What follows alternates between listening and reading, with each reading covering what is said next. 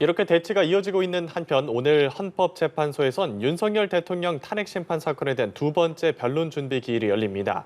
재판관 8인 체제를 갖추며 사건 심리에도 속도가 날 전망인데요. 윤 대통령 측은 오늘 오전 헌재에 일부 답변서도 제출했습니다. 헌법재판소에 나가 있는 취재기자 연결합니다. 신현정 기자. 네, 헌법재판소입니다. 관저에서 윤 대통령에 대한 체포영장 집행이 진행 중인 가운데 오후 2시부터 헌재에서는 윤 대통령 탄핵 심판 사건 2차 변론 준비 기일이 열립니다. 본격적인 재판에 앞서 사건의 쟁점을 정리하고 증인 명단을 정리하게 되는데요. 그간 헌재 측의 서류 제출 요구에 응하지 않았던 윤 대통령 측이 오늘 오전에 일부 답변서를 제출했다고 헌재는 밝혔습니다. 다만 어떤 서류들을 냈는지는 공개하지 않았는데요. 윤 대통령 측은 추가 소송 위임장도 제출해 대리인단도 보강했습니다. 1차 변론 준비 기일부터 활동을 시작한 대리인단이 탄핵 심판에 본격적으로 대응하는 모습입니다. 헌재에 따르면 오늘 재판을 현장에서 보기 위해 방청을 신청한 시민은 2,534명으로 집계됐습니다.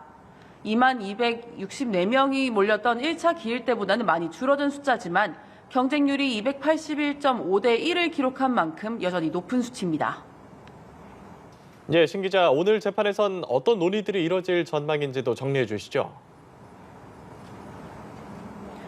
네, 오늘 지난주에 이어 이번 탄핵 사건의 주요 쟁점에 대한 정리가 이뤄질 예정입니다.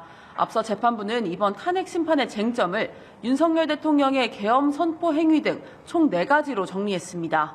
국회 측은 여기에 더해 전현직 판사들이 체포조 명단에 포함됐던 내용을 별도의 쟁점으로 다뤄달라는 입장을 낼 예정입니다.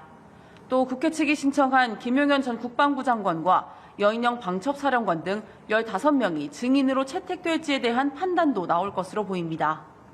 나아가 중앙선거관리위원회와 검찰과 경찰 등 각 기관에 제출을 요청할 자료들도 정리할 예정입니다. 윤 대통령 측이 오늘 오전 탄핵 심판과 관련한 답변서를 제출한 만큼 주요 쟁점 등에 대한 윤 대통령의 입장도 공개될 것으로 보입니다.